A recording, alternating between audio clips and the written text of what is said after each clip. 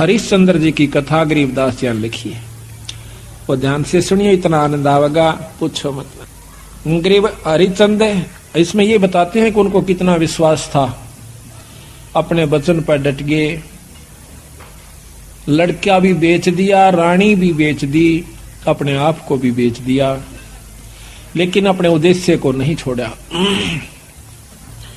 गरीब हरिचंद हरि हेतम अयोध्या नगरी रहते, सतयुग सिंध समाद बचन सब ही सत कहते। हरिश्चंद्र जी सतयुग के अंदर हुए हैं और वो अपने सत के वचन बोला करते, सत पर रहा करते थे, असत बात नहीं कहा करते, बड़े दानी थे।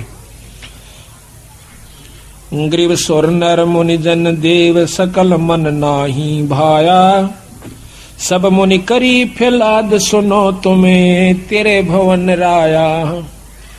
इतनी अच्छी कीर्ति राजा हरिश्चंद्र की होगी थी कि वो देवता लोग भी उससे यानी जीलियसी करने लागे, द्वेष रख कर लिया। तो विष्णु भगवान के पास जाकर कहते हैं कि महाराज एक हरिश्चंद्र नाम का मृतमंडल के राजा है, मृतमंडल में अयोध्या नगरी में राज करता है। तो वो कहते हैं सत नहीं छोड़ता, हम उसकी परीक्षा लेना चाहते हैं। ग्रीव सोर नर मुनि जन देव सकल ना भाया, सब मुनि करी फैलाद सुनो तुम त्रिभुवन राया। ग्रीव सत बाक सत ही कह, ये सत ही पूजा ध्यान, सत ही सारा कर्म है, सत के चले विमान। ग्रीव सोर नर मुनि जन देव फैलाद लगाई भारी, सुनो विशंबर नाथ हरिचंद्र हैं अधिकारी। गरीब कहें विशंबर नाथ सुनो क्या कि जय देवा, वह हरिचंद्र सतलीन करत हैं सब की ही सेवा। गरीब हरिश्चंद्र का पति व्रत टर नहीं टारा, वह सतवादी संत रहे। गरीब हरिश्चंद्र का पतिव्रत टर ना टारा भाई, वो सतवादी संत रहे हमारी शरणाई। राजा हरिश्चंद्र मेरी शरण के अंदर है भाई, वो सत नहीं छोड़ सकते। गरीब बोलत हैं ऋषि देव जात है हमारी पदई, सुनो सहस भुज नाथ करत हैं हम उनकी बदई।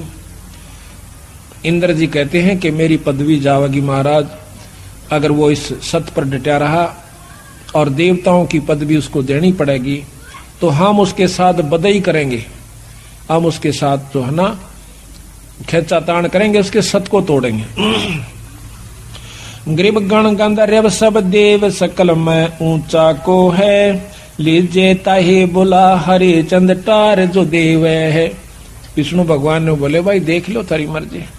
उन्हें मालूम था कि जो मेरी शरण में आ गया और सत पर डटा रहा तो उसका कोई बाल नहीं बांका कर सकता, पर ये भी राजी हो लेंगे, ये प्रसन्न हो जाएंगे, देख लेते हैं। गरीब नारद मुनि ऋषि देव कहे सुन त्रिभुवन नाथा, हरिचंद्र सत ना जावे तुमसे संग विधाता। नारद मुनि बुलाया, वो सियाणे थे, ने बोले भगवान उसके सत न कौन तोड़ दे, जब आप जैसे साथ हो, मेरे बस का नहीं है, ना आप जावा। तो विश्वामित्र को बुलाओ भाई। गरीब विश्वामित्र बोझ ढील लावे ना कोई, हरिचंद्र का सत डगा पकड़ लावत है सोई। गरीब विश्वामित्र अर्ज करे वो किसको दुखदाई, सुर नर मुनि जन देव सबन ने चुगली खाई। यह बीमारी ऊपरताई है, राग की, द्वेष की, निंदा की, जलने की। अब कौन सोचा कि स्वर्ग पाकर तो निश्चिंत हो गए वो देव लोग, वो यहां से भी ज्यादा बुरी हालत से उन लोगों की। अब मर पड़ के ये तीन लोग की साधना स्वर्ग प्राप्ति है।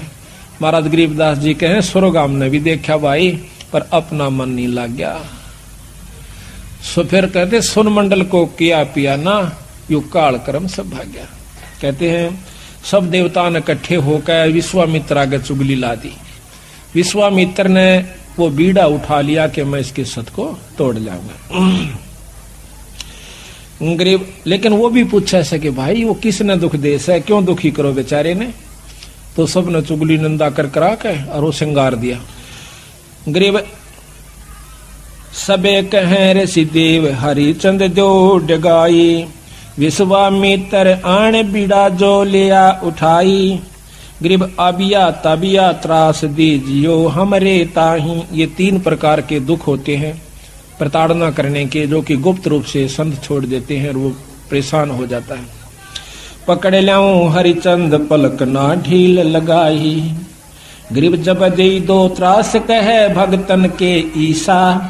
विश्वामित्र जब दिया किया मर्तलोक पियाना, दारे रूप बराहा बाग में ला धिमताना। विश्वामित्र ने एक सुअर का रूप बनाया, जंगली सुअर का। राजा हरिचंद्र का एक बहुत कीमती बाग बहुत प्रेम से लगवा रखा था। उस सुअर ने वो सारी बगीची उखाड़ दी, नीचे हुड शरीर अपना मुंह देवे और उथल पुथल कर दे। को जावे नजदीक उस माली ने या उनको खाने भाजे, यानी तीर भी मार लिए, उसका कोई असर नहीं हुआ। तो सब उठकर राजा हरिचंद्र के पास आते हैं। तो हरिचंद्र बोल रहा, भाई की बात होगी? कहने लगे महाराज जी एक ईसा का सूता हुआ रहा है सुअर है, और वो तो सारा बगीचा उजाड़ दिया और हमने तीर गोली मार के देख ली, उसका असर ना होता। तो कहते हैं राजा हरिचंद्र ने खुद घोड़ा पिड़वाया, उसके ऊपर अपना अग्नि बाण लेकर अगर के बाण लेकर के बैठ गया और सेना भी साथ चढ़ ली। एकदम राजा हरिचंद्र जब आवे से वो सुअर उसमें से निकल कर भाग लेता है। राजा हरिचंद्र इतना तेजी से भागता है, सेना तो बहुत पीछे रहेगी, वो आगे चले जाते हैं। वहां जाकर के विश्वामित्र एक ब्राह्मण का रूप बना ले से, और एक लड़की और एक लड़का 2 अपनी सिद्धि से तैयार कर देता है। उस लड़की को राजा के पास ले आवे, हाथ जोड़ कर न्यू कैसे, हे राजन, हे एक क्षत्रिय, एक विपर का काम कीजिए। अक महाराज एक यहाँ पर शायर आया था, अकमन ना बेरा शायर सुर का, पर मेरा काम कर महाराज, किधर छुप गया होगा, कित पाओगा तना वो के काम से भी परवर के एक कन्या है ये, इसका ब्याह करना से कुछ कन्यादान करना चाहिए था, कोई व्यक्ति नहीं मिल रहा था, आप आगे धन्य है।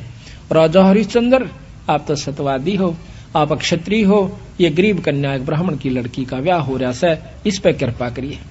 जो बोले महाराज जी ठीक से स्नान कर ले, नहा धो लिया। कहते हैं कि इनका पति कहाँ है, उसको बुलाओ। उसी समय वो लड़का बुला लिया, फेरे करवा दिए। कहने लगे इनको कन्यादान दे, 7 असरपी दे दी। लोग कन्या नहीं कर मांडा, ऐसे नहीं करा। तो वो कहता है हरिश्चंद्र कि तू राजा होकर और 7 असरपी दिखावे, तेने शर्म नहीं आती, तुझे श्राप दे दूंगा। हरिश्चंद्र कहे महाराज नो ना कर, या मैं थोड़ा लेके आया था, जल्दी में था, आप चलो जितना चाहो सो ले लो। कदे वहां मुकर जा, अक नहीं मुकरूंगा, अग लिख कर दे दे। क्या लिखवाओ? अग आपका सारा राज मेरे नाम लिख दे, वह पैसे दे देना तन दे दूंगा। कदे उड़ा जाकर राजापन दिखावा, तो उसी समय लिख दिया कि मैं सर्वस्व अपना राज और इसको देता हूं, ब्राह्मण के नाम करता हूं, विपर के नाम। वापस आ जाते हैं, आगे आके राजा को ने बोला बैठ घोड़े पे। घोड़े पे बिठा के अगली तरफ और पाछा वो पंडित जी बैठ गया विश्वामित्र, राजा को गले से पकड़ लिया आगे थे। अब तो मेरा बंधुआ हो गया। अब सैनिका ने देखा कि राजा को अरे को ऋषि पकड़े बैठा, तीर चढ़ा लिए। राजा ने बोला कि या तीन मना कर दे, क्यों मरवा है मुझे, ना अपना वचन हार जा। सब उसको कह दिया कि चुप भाई, मारो मत, नहीं इसका कोई कसूर नहीं है, मैंने लिख कर दे रखा है। तो ने बोला राज मेरे नाम हो लिया, बता कितने देगा वो? 70 जो है ना 100 असरफी चाहिए थी, 100 बार। वो बोला वो भी दूंगा। ने बोला कितने देगा? तो हार जा, अपने बच्चन ने कह दे मैं नहीं दे सकता। ना ये नहीं कह सकता, कुमा के दूंगा। कुमा का 100 असरफी इतने 10 साल में भी ना कुमाई जा। ने बोला महाराज हमने बेच दे सारे परिवार ने चल के, तेरे पैसे जरूर दूंगा मां। तो उसी समय रानी को पकड़वा लिया और उसके बाल पकड़ लिया विश्वामित्र। राजा कति नहीं कसक्या, रानी को मतलब राजा को भी बहुत परेशान कर दिया अपनी सिद्धि से। तो फिर भी ने बोला विश्वामित्र के अब भी राजा अपने वचन ने छोड़ दे, मैं दोनों वन छोड़ दूंगा। कहते हैं वो रानी कहती है कि महाराज नजर नजरा में ऐसे ढंग तक कह रही है कि वचन मत हारना, वचन सा धन नहीं है, और चाहे जीत मर जाओ पर आप वचन नहीं हारांगे। रानी ने भी ये प्रण करके यानी उसको सहारा दिया। उसको ले जा करके काशी में ले जाता है, अयोध्या में चौकी बिठा दी यानी अपना राज बिठा दिया। अयोध्या में आकर के उसको बेचता, काशी में आकर बेचता है। राजा लड़के को और रानी को एक ब्राह्मण ले लेता है, हर हीरा नाम का। 50 बाहर के अंदर 50 जो भी असरफी थी या जो उन्हें देना था उसके रूप में। फिर आप जाकर के एक भंगी के पास जाता है। वो कहता है कि तूने मुर्द फरोश का काम करना पड़ेगा। क्या काम है महाराज? कि जो भी आवे मुर्दा उससे कफन उतार लेना ना, उसको 1.25 रुपया लेना है उससे टैक्स का। बोला अच्छा जी ठीक है, अगर छोड़ दिया तो तेरे से ले लूंगा। बिल्कुल नहीं छोड़ूंगा। ठीक है। कई दिन तक भूखा बाणा बैठा रहा। एक कहते हैं हफ्ते के बाद वो कालिया नाम का झिमर मुर्द फरोश वो आता भंगी वहां पर, कहता है कि हरिया कहा महाराज तने भोजन नहीं खा रहा। महाराज आपने भोजन की कही नहीं थी। कहाँ खाऊं? ओ तेरे की। एक दुकान बता दी कि वहां से ले आ और अपना खा लिए, पैसे का हिसाब मैं आप कर दूंगा। तो वहां जाकर के वो क्या करता है, भोजन ले लिया एक व्यक्ति का। इतने में विश्वामित्र आके एक भिखारी का ब्राह्मण का रूप बनाकर कहता कि महाराज मैं भूखा सा, भोजन दीजिए। तो कहने लगा विप्र आधा ले ले, भला हो तेरा सारा दे दे, मैं तो भूखा मरूं सो, आधे में काम नहीं चला विप्र राजा महाराज। कहते हरिचंद्र ने वो सारा उठा के दे दिया, नौका न्यू बैठ गया। अगले दिन फिर जावे से 2 आदमियों का ले आया, 3 का। कदे कोई मांगने वाला आ जाए उसको भी देना होता है। अगले दिन फिर आ गया, आके ने बोला महाराज भोजन दो, हम क्या खेती करें हैं आपका आसरा से। कहने लगा विप्र आज बहुत लयास हूं, आधा ले ले। नहीं महाराज सारा दीजिए। एक कबीर साहब कहते हैं वो नरता मुए जो पर घर मांगन जा, अरुण ते पहला वह मरे जो जा मुख निकसे ना। ने बोला ले भाई ले जा। 15 दिन बीत गए, रोटी नहीं खाई, दुर्बल शरीर हो गया। और उधर से रानी आती है पानी लेने के लिए ब्राह्मण का, और उस घाट पर जब वह पानी भरवाई तो उठा को नहीं घड़ा। रानी कहती है कि महाराज ये घड़ा उठवाइए। और न बोला रानी कमाल कर रही है तू, ब्राह्मण के घड़े का एक भंगी हाथ लावे, मेरे बस का नहीं, इसमें अंदर बढ़कर उठा ले पानी का मां बढ़कर। यहां थोड़ी सी विपरीत कथा हमने सुनने को मिला करती थी कि घाट पर रानी पानी लेने गई थी कुएं पर, और वहां पर यह भी आ गया था पानी लेने के लिए। नहीं, ये गलत है।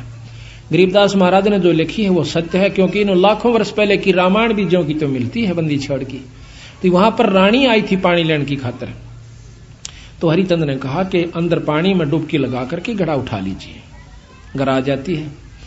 कुछ दिनों के बाद लड़का रोहतास उस पंडित जी की खातिर फूल लेने जाया करता था। वो रोजाना फूल ला करके पंडित जी को दिया करता था। वो अपने देव के ऊपर, अपने इष्ट के ऊपर पूजा किया करता था। एक दिन कहते हैं रोहतास फूल लेने के लिए जावा है, विश्वामित्र वहां पर एक सर्प का रूप धारण करके वो छोरे को डस लेता है। तो पड़ा पड़ा रोहतास ने कहा ऐसा कि माली मेरी मां ने जिक्र ना करिए भाई, पंडित जी ने बता दे जाकर। वो भाग्या जावस है। अब पंडित जी चाड़ा हो गया कि हो गया कि वो लड़का किसका था भाई, रोहतास नाम बतावस है, और वो तो सांप ने डस लिया और मर गया भाई। उसी समय भाग लेता है वो हरिहर पंडित जी हर हीरा लाल का।